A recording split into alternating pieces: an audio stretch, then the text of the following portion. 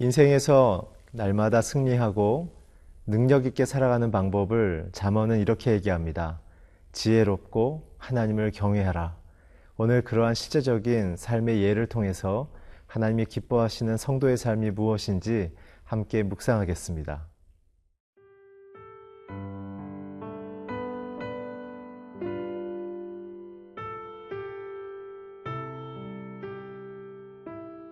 잠언 14장 17절에서 35절 말씀입니다.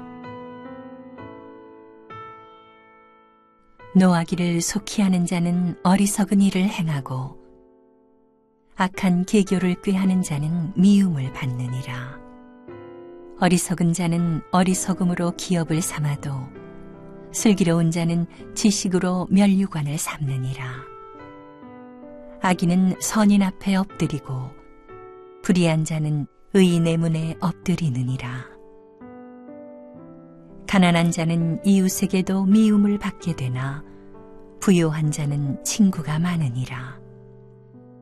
이웃을 업신여기는 자는 죄를 범하는 자요 빈곤한 자를 불쌍히 여기는 자는 복이 있는 자니라. 악을 도모하는 자는 잘못 가는 것이 아니냐. 선을 도모하는 자에게는 인자와 진리가 있으리라. 모든 수고에는 이익이 있어도 입술의 말은 궁핍을 이룰 뿐이니라. 지혜로운 자의 재물은 그의 면류관이요 미련한 자의 소유는 다만 미련한 것이니라.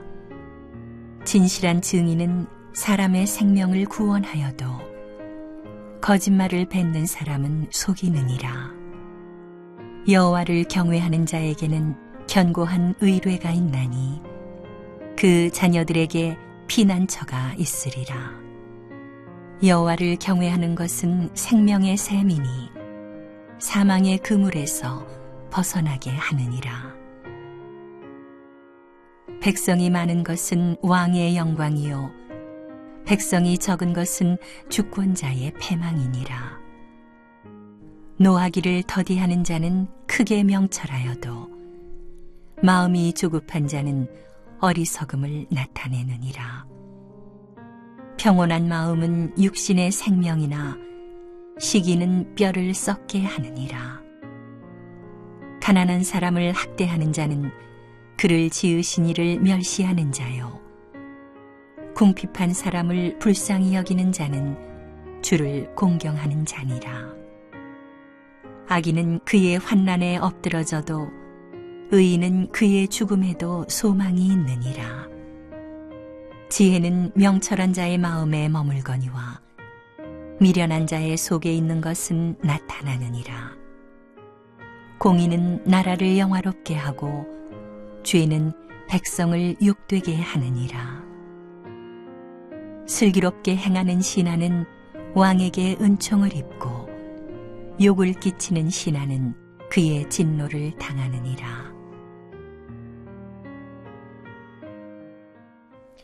하나님은 세상 속에서 우리가 지혜롭고 능력 있으며 존경받는 인생으로 살기를 원하십니다.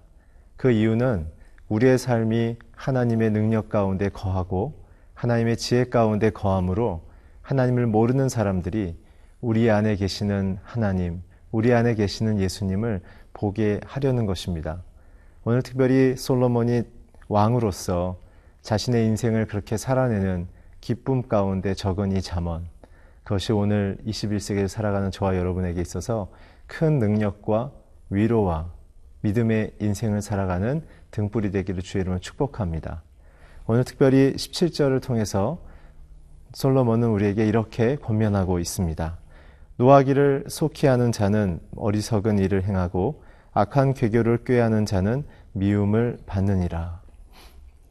잠언에서 노하기를 속히 하는 자, 이렇게 말하는 사람들의 특징은 무엇이냐면 하나님을 하나님 되게 여기지 않는 자들입니다. 그렇다면 이 노하기를 속히 하는 자라는 그 심경의 상태는 어떤 것일까요? 하나님께서 우리의 인생을 다스리시는 선한 아버지로 또한 우리의 인생을 복되게 만들기 원하시는 선한 통치자로 여기지 않는다는 것입니다. 그래서 자기의 본성대로 살아가는 자들, 자기가 느끼고 자기가 원하고 자기가 이루고자 하는 목표만을 꿈꾸는 자들, 하나님 앞에 자기의 인생의 의미를 묻거나 기도하거나 하나님을 의식하며 살지 않는 자들을 노하기를 속해한다고 하죠. 특별히 노함을 강조한 이유는 이것입니다. 바로 그것은 힘을 이야기하는 것이죠. 우리의 인생을 판단하시는 하나님 앞에 우리는 겸손히 서야 하지만 노하는 자들, 쉽게 화를 내는 자들의 심경의 특징은 하나님의 권위를 인정하지 않고 자기의 판단대로 사람을 판단하며 환경을 판단한다는 것입니다.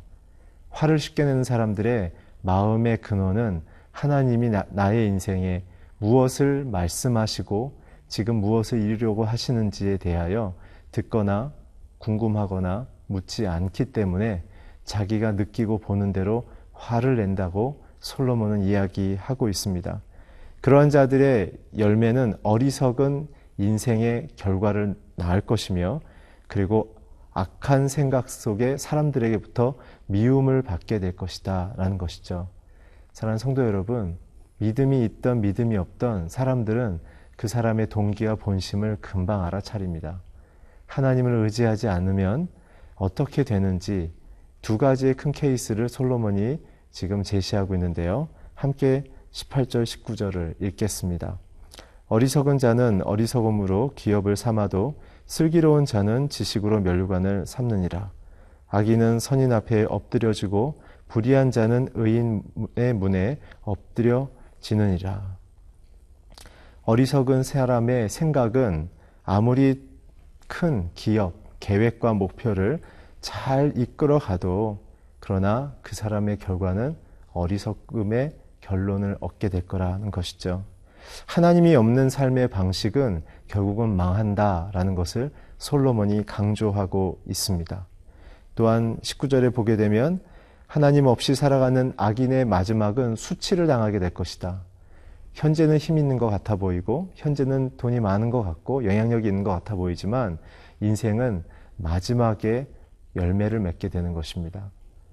솔로몬은 끊임없이 강조합니다. 하나님 없으면 우리는 세상 속의 수치와 존경을 잃어버리는 부끄러움을 당하게 될 것이다.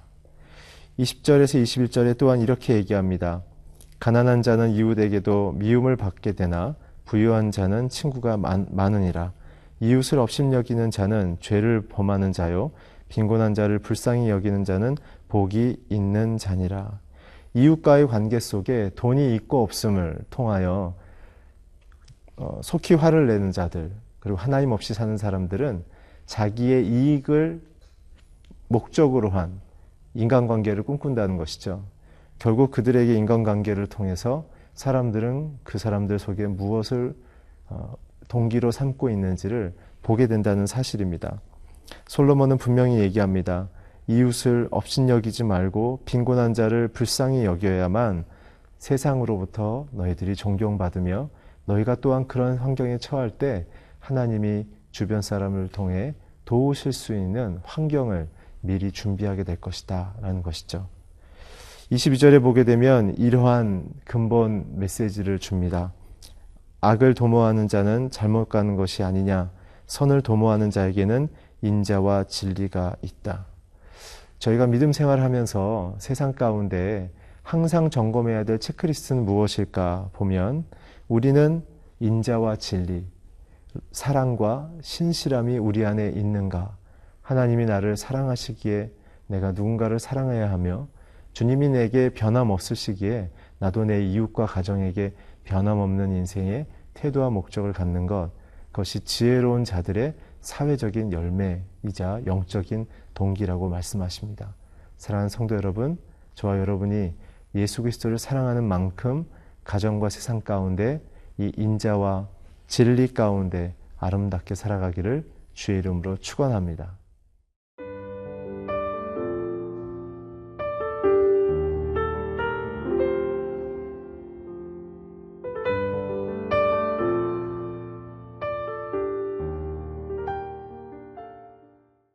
솔로몬은 계속해서 법적인 문제와 사회적인 리더십, 통치에 대한 문제 속에 하나님을 경외하는 자들이 어떻게 살아가야 될지에 대해서 계속해서 말하고 있습니다.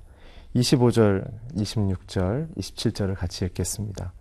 진실한 증인은 사람의 생명을 구원하여도 거짓말을 뱉는 사람은 속이느니라.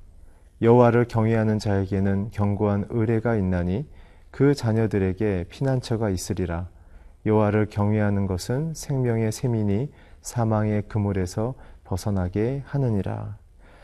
하나님을 경외하는 자들이 법적인 문제에 있어서 어떻게 행동해야 하는가?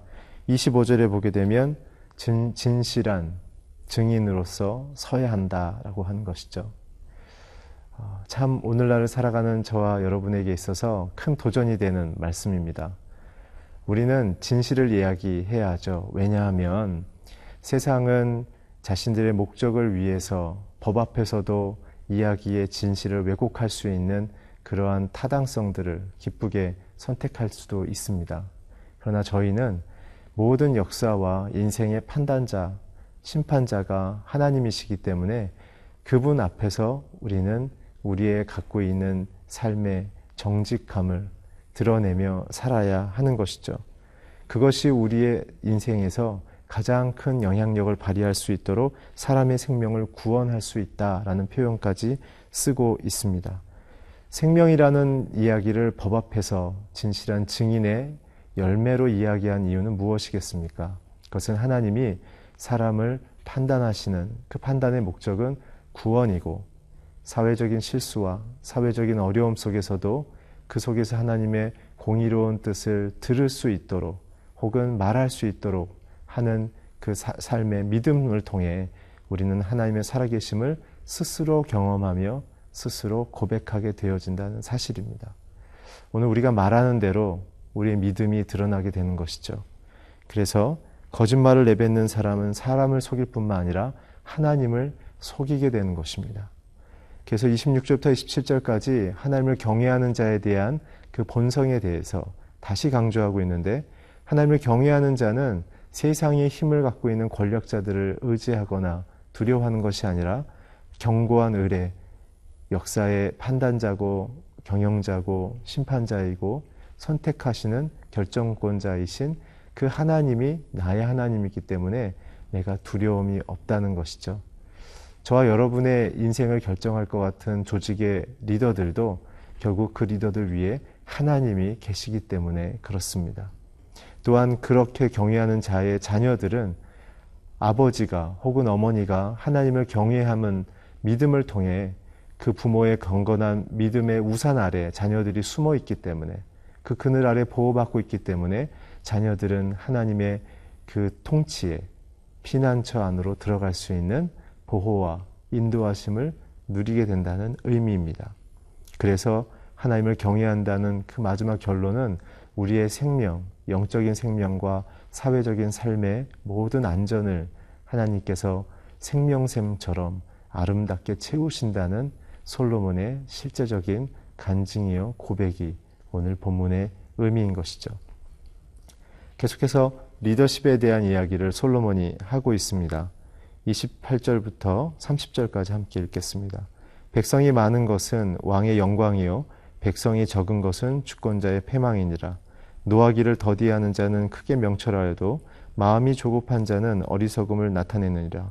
평온한 마음은 육신의 생명이나 시기는 뼈를 썩게 하느니라.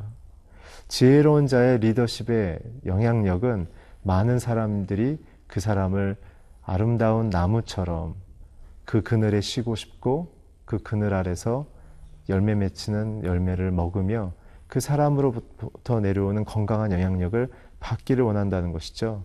그래서 지혜로운 자들이 리더로 서게 되면 많은 사람들이 몰려가게 되는 것입니다. 특별히 29절에 보게 되면 또다시 17절과 같이 노하기를 더디하는 자라는 이야기를 통해 그는 명철하다고 얘기했습니다. 어떻게 명철해질 수 있을까요?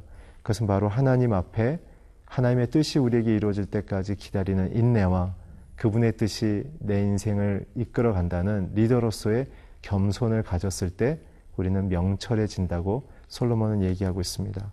그러나 마음이 조급한 자는 어리석음을 나타낸다. 마음이 어리석다는 뜻은 자기의 본성대로 느껴지는 대로 산다는 것입니다. 그것에 대한 열매는 평온한 마음은 육신의 생명을 연장시키고 그리고 시기하는 마음은 우리의 생명을 단축시킨다라고 이야기되어 있죠. 사랑하는 성도 여러분, 우리의 마음속에 여호와를 경외하는 것은 우리의 육체의 생명에까지 영향을 미치는 위대한 하나님의 임재이십니다. 사랑하는 성도 여러분, 저와 여러분의 심경 속에 하나님을 경외함을 통해 우리의 가정과 우리의 사회생활 속에 또한 우리 교회생활 속에 온전히 하나님의 지혜와 명철이 드러나서 모두를 하나님께로 인도하는 위대한 리더들이 되기를 주의 이름으로 축원합니다. 기도하겠습니다. 좋으신 하나님, 우리의 본성대로 살지 않게 하여 주시고 하나님의 지혜대로 살게 하여 주시옵소서. 예수 그리스도의 이름으로 기도했습니다. 아멘.